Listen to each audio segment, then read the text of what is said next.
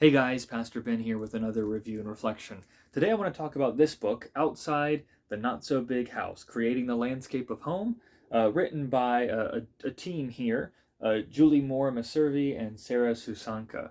So I picked this up at our local library, part of my stack of books on landscaping and gardening and all of that as we're working on developing our own property.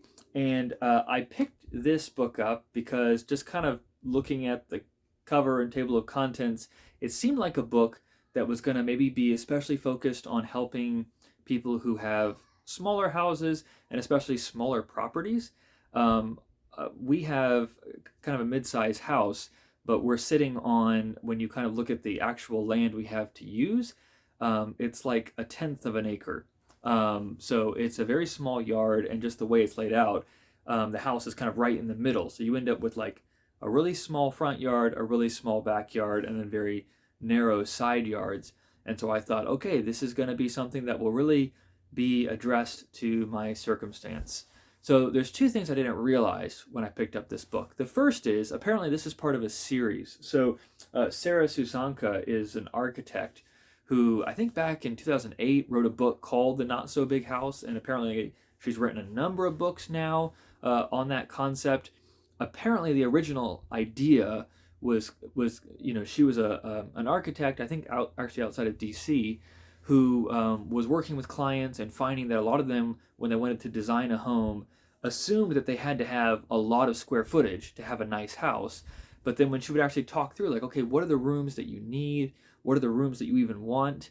Often what they were really looking for was not necessarily a massive house, but just a nice house. And in their minds, they had equated the two. And so she wrote this book, The Not So Big House, to try to kind of challenge that paradigm and say, hey, you can actually have a well designed, well thought through, very nice home that's not massive. And actually, if you limit the square footage, that gives you more resources to make what you do have nicer. So I think that was kind of the original concept.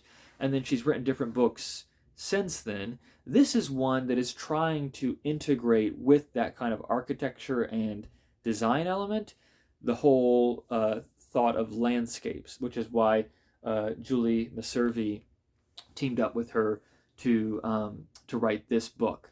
So I didn't realize it was part of a series, and that was one kind of thing. The other thing, and this made it was a bit of a frustration for me, and as I read reviews, was a frustration for a lot of people, was so this book. One of the things that it does is it introduces some concepts, and then what it really does is walk you through, I don't know how many, 10 or 11 or 12 particular properties. So houses that these people have either designed or that they found as designers, and they'll kind of walk you through the house and the landscape and how it all works together, and they're kind of examples of the kind of thing that they're talking about. A lot of the houses are really impressive, but like almost all of them are clearly, multi-million dollar homes. So like, here's this house in Vermont, in the mountains, and they've got, clearly lots of money that they're playing with. They're in these idyllic settings. They've clearly designed their home to be a certain way, and they've been willing to work with not only an architect for their house, but a landscape architect for their yard. And so again, someone like me who's, in a starter home on a tenth of an acre in just a subdivision, there was very little that like spoke to my situation. I'm sure if I was about to build my dream home, this might be helpful, but if that's not you, it's probably not going to be like the book that you're looking for. And I think one of the complaints that people had who had been part of, been tracking with the series was a lot of these houses are not small. They're huge houses, they're mansions. And so people were like, wait a minute, the whole idea of a not so big house is that it's not so big, and these are really big houses. So, anyways, all of that to say, I think a lot of people found kind of mixed feelings on this book. I had mixed feelings on this book, partially because of what I was hoping it would be, and it was not what I hoped it would be.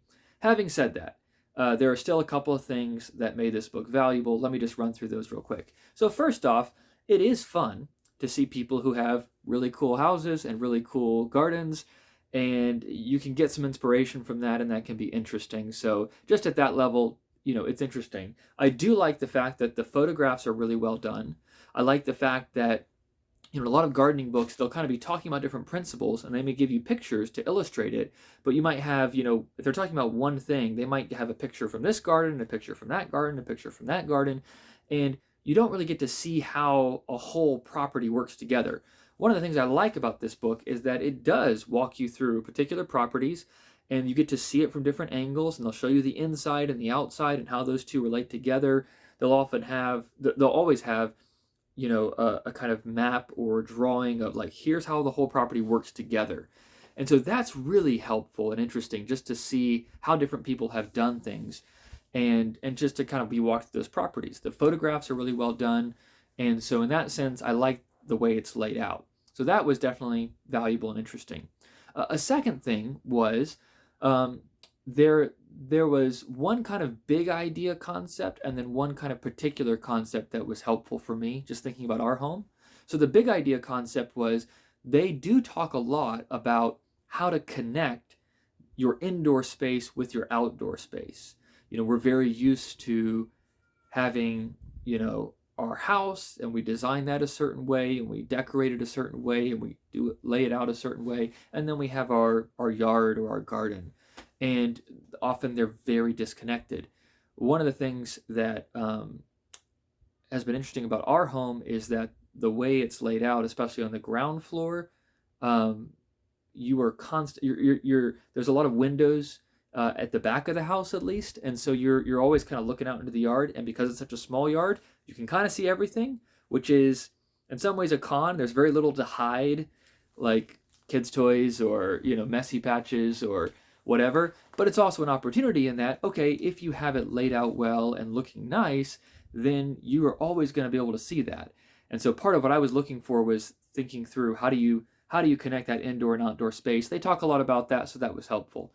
A second thing, just in terms of the layout, was I think it was Julie, the landscape architect, talked about the idea of creating journeys through your yards, which that's a pretty common design concept of giving people a path, and that could be a literal, brick path or flagstone path, or it could just be kind of a sequence of interesting things that lead people along.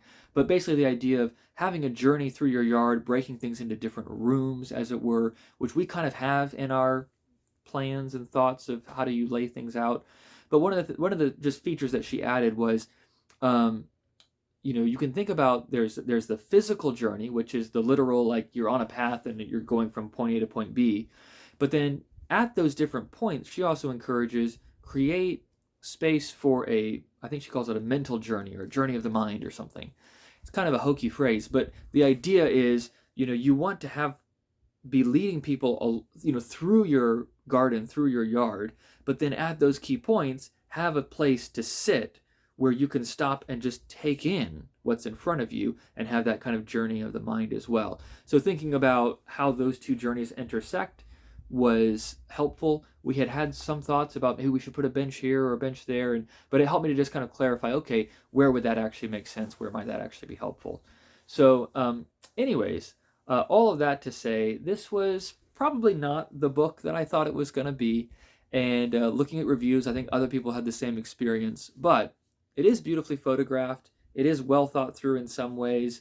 If you are building your dream home, it'll give you a lot of ideas. And for the rest of us, it might just give you some inspiration and a few things worth picking up here and there. But those are my thoughts on this book, Outside the Not So Big House.